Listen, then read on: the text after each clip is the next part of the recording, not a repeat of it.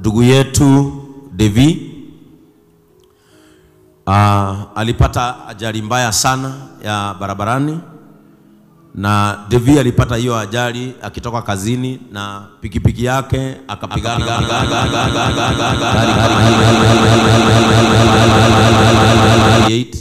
I think Lexus hapo, na alipopata ajali ile gari ikampitia juu,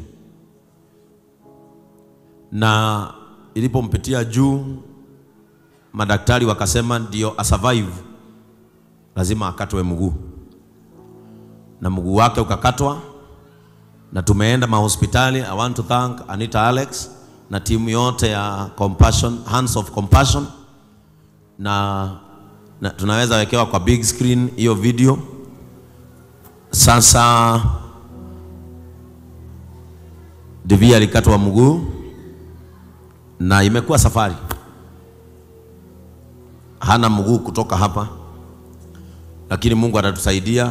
Kama tulipata mguu wa yule mtu wa pikipiki, tulipata mguu mzuri, hata hiyo ya Devi tutamtafutia aweze kukanyaga chini vizuri. Lakini nashukuru Mungu kwa sababu amekubali na he is looking forward to live. Na kile anashukuru sana ni kwamba ako hai, na nilienda hospitali tukamuongelesha na wazee hapa Brothers of Compassion, tukamuongelesha. Lakini sasa matibabu yake, kwa sababu madaktari wamemtibu sana, sababu unajua alipokanyagwa na gari hawakujua mfupa yake imevunjika, na ndio kuzuia blood clots walifanya kazi kubwa sana, na amekuwa hospitalini, na bill ya hospitali imepanda sana. Kuna pesa tulienda pale tukalipa, na tumekuwa pia tukisimama na familia yake. You know, JCM, hii kanisa yote mnaona hii imejengwa na Devi. Hakuna chuma hapa, mpaka nje, mpaka the Lord Store, hata the Lord Store ya Nakuru kwa Bishop Ben, kila kitu. Kanisa letu la Murang'a ni yeye amejenga, Nyeri ni yeye amejenga.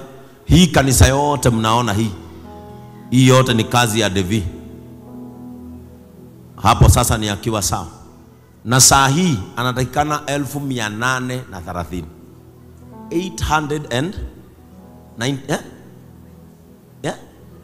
890,000.